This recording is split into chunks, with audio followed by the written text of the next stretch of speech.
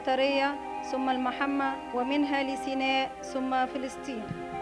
وهكذا استمرت رحلة العائلة المقدسة حوالي 3 سنوات ذهابا وإيابا، قطعوا مسافة حوالي 2000 كيلومتر، وكانت وسيلة المواصلات ضعيفة جدا بجوار المراكب أحيانا في النيل، وأغلبها سير على الأقدام، محتملين حر الصيف وبرد الشتاء والجوع والعطش والمطاردة في كل مكان.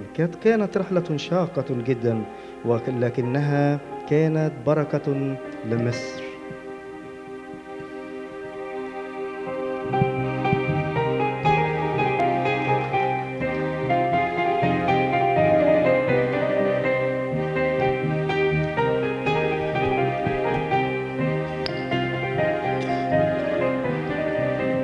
احكيلي يا أمي وقوليلي عن كل مواقف عشتيها، واطلبي من أجلي وصليلي علشان أفكر زيك فيها. احكي لي عن بشرى غريبة عملها لك جبرائيل، وازاي انتي صدقتيها ببساطة ومن غير تأجيل. احكيلي يا أمي وقوليلي عن كل مواقف عشتيها، واطلبي من أجلي وصليلي علشان أفكر زيك فيها. احكيلي مشاعرك في المزود، كان بالبقرة والخرفان، وفي حجرك ابنك وإلهك ومدبر كل الأكوان. احكيلي يا أمي وقوليلي عن كل مواقف عشتيها، واطلبي من أجلي وصليلي علشان أفكر زيك فيها. احكي لي عن رحلة بيهرب فيها الخالق من المخلوق، وانتي قابلتي واتحملتي طول السير فيها بهدوء. احكيلي يا أمي وقوليلي عن كل مواقف عشتيها، واطلبي من أجلي وصليلي علشان أفكر زيك فيها.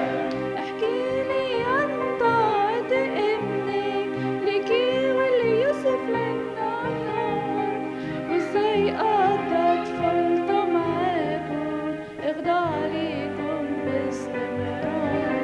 احكيلي يا أمي وقوليلي عن كل مواقف عشتيها، واطلبي من أجلي وصليلي علشان أفكر زيك فيها.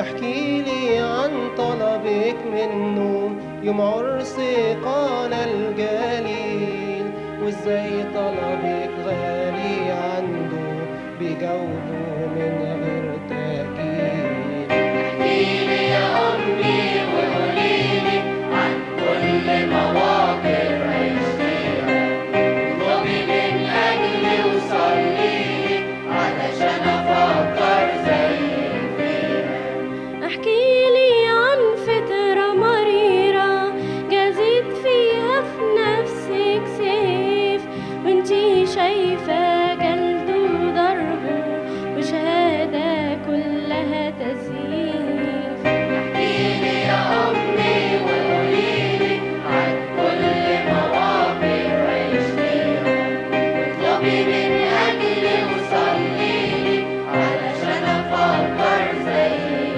فيها. احكي لي عن يوم الجمعة وانتي هناك تحت الصليب، وازاي كان بيفكر فيكي وكمان في يوحنا الحبيب. احكيلي يا أمي وقوليلي عن كل مواقف عشتيها، واطلبي من أجلي وصليلي علشان أفكر زيك فيها.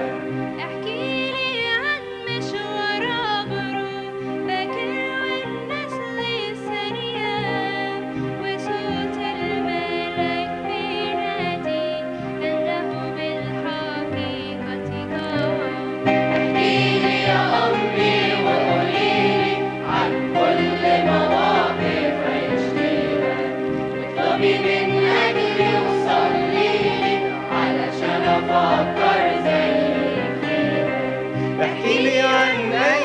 عشتيها ويا التلاميذ في الأغلقة، والتعليم والصلاة والشركة وكل الكنيسة الحية.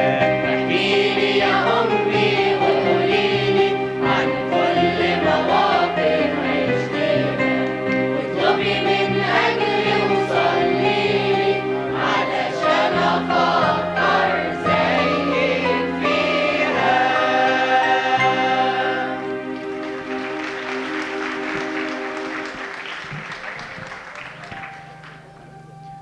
Every year, his parents went to Jerusalem for the feast of the Passover.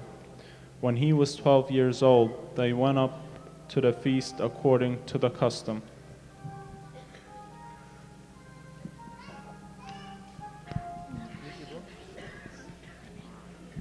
فقام يوسف وأخذ الصبي وأمه وجاءوا إلى نواحي الجليل وسكنوا في الناصرة حتى بلغت العذراء سن 18 سنة و4 أشهر و11 يوما.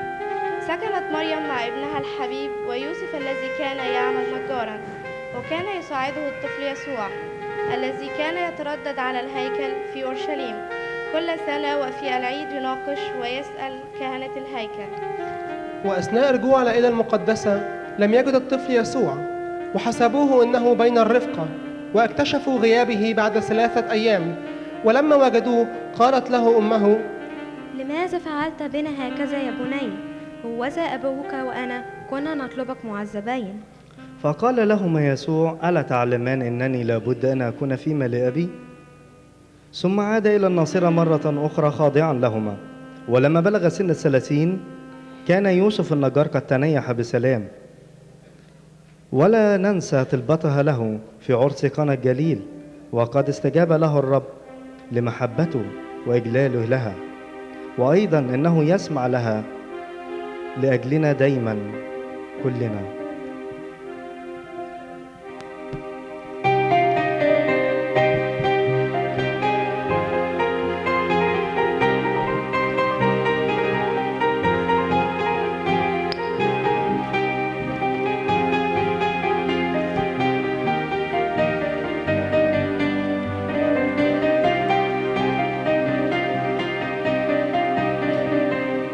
سمعانا شايفانا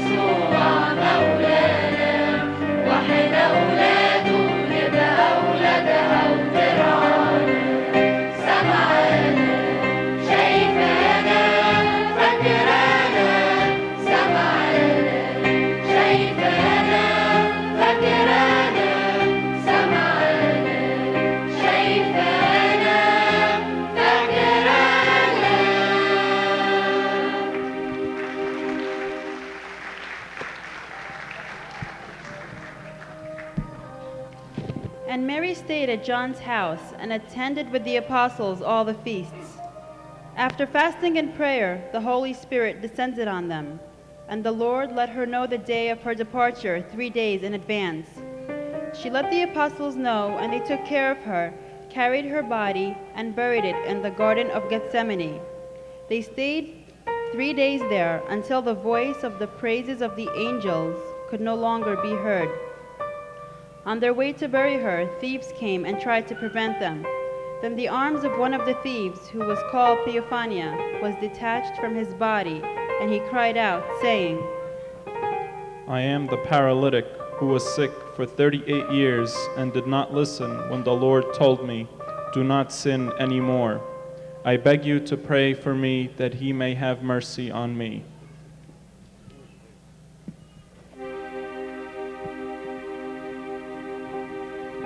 وقامت العذراء في بيت يوحنا، وكانت مع التلاميذ خلال فترة الأربعين المقدسة، مواظبة معهم على الصلاة والصوم. وحضرت معهم عيد حلول الروح القدس في العلية في بيت يوحنا الملقب مرقس الرسول. ويخبرنا القديس كورولوس الأول والبطريرك الرابع والعشرين أن العذراء طلبت من ابنها وربها أن يتفضل ويتسلم روحها بنفسه ويرحمها من أتعابها ومن مضايقات اليهود لها. واستجاب لها الرب، واجتمع التلاميذ وعذارى جبل الزيتون معا حتى فرقت روحها الجسد المقدس، ولقد باركتهم بأيديها. وفي الميعاد المحدد حضر الرب يسوع بنفسه ومعه رؤساء الملائكة وملائكته، واستلمها روحها المقدسة، ولم يتحمل التلاميذ المنظر كما حدث في الجسماني في التجلي. ولقد أوصاهم الرب بأن يكفنوا الجسد، وقد كفنوه وحملوه إلى جسماني. وأثناء سيرهم فجاءهم اليهود وبعض الأشرار يمنعوهم عن ذلك، وبلغت جرأة أحدهم ويدعى سأوفانيا فمد يده للتابوت، وهنا ضربه ملاك الرب سيفه ففصل ذراعه عن جسده، فصرخ قائلا ويل لي أنا الشقي الذي لم يرتدع، أنا هو المفلوج الذي كنت مريضا لمدة 38 سنة، ولقد شفاني الرب يسوع ونصحني بقوله ها أنت قد برئت، فلا تعود تخطئ لئلا يكون لك أشر.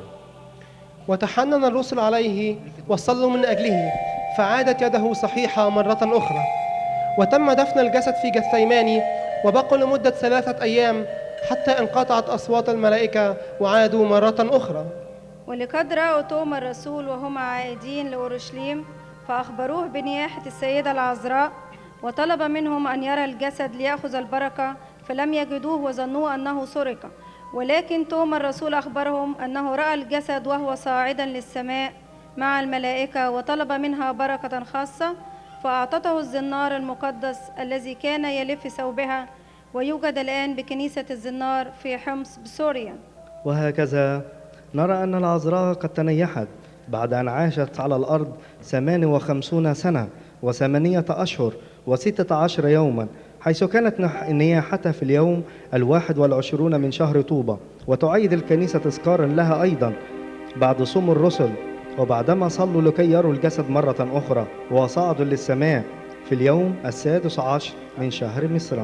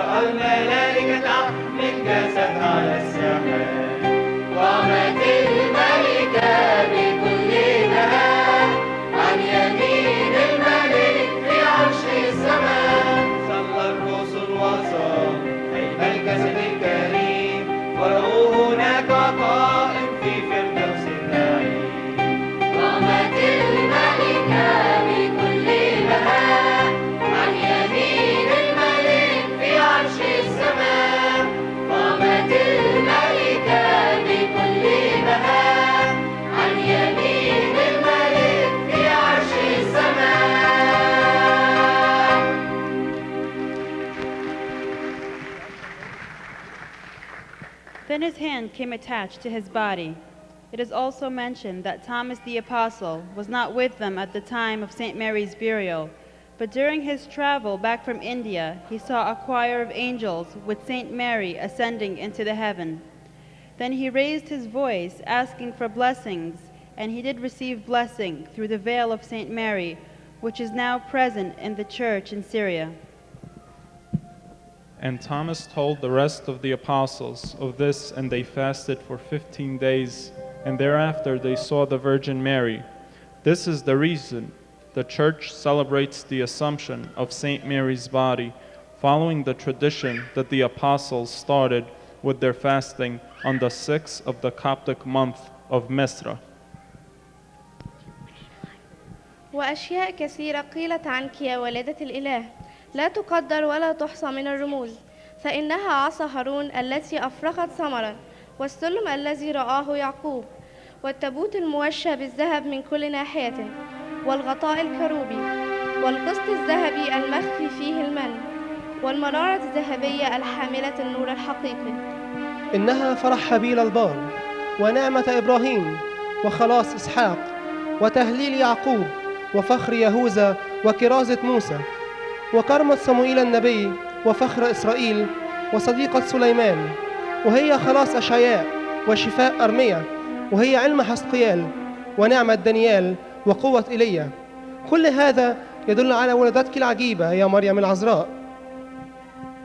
وهكذا تمضي السنون ونحن لا نزال نذكر العذراء في كل حين. لقد كانت ولا تزال القلب النابض بالحب والحنان، وأنها لا تزال تصلي لأجلنا ليل ونهار. إنها الملكة، إنها الملكة أم الملك الكائن قبل كل الدهور، الذي هو مسيحنا فوق الزمان.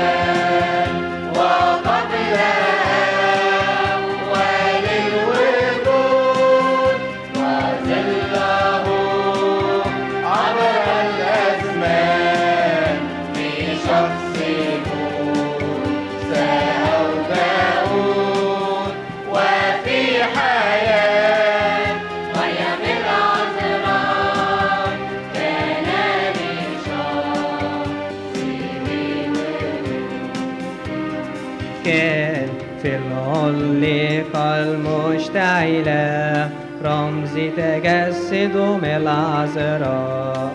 كان في المقمرة الذهبية رمز تواضع سكن فيها. كان في العلقة المشتعلة رمز تجسد من العذراء. كان في المقمرة الذهبية رمز تواضع سكن فيها. مسيحنا فوق الزمان ليس لكون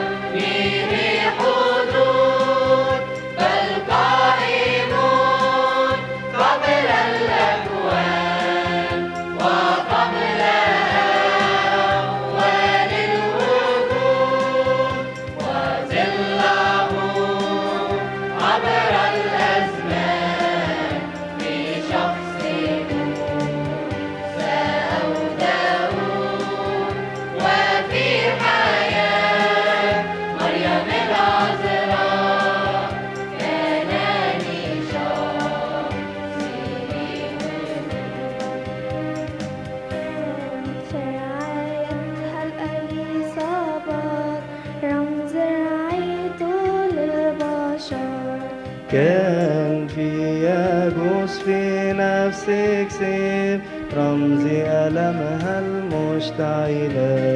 كان في رعايتها الإصابات رمز رعايته للبشر. كان يجوز في نفسك سيف رمز ألمها المشتعلة.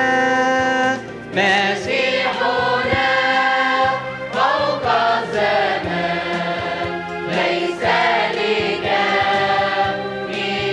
حدود بل قائم قبل الأكوان وقبل أول الوجود وظله عبر الأزمان في شخص موسى أو داود وفي حياة مريم العذراء كان لشخصه كان لظهورها بأرض مصر رمز حبها لبلدنا. وهنا كل نفس بتحبك كوني دايما وسطينا.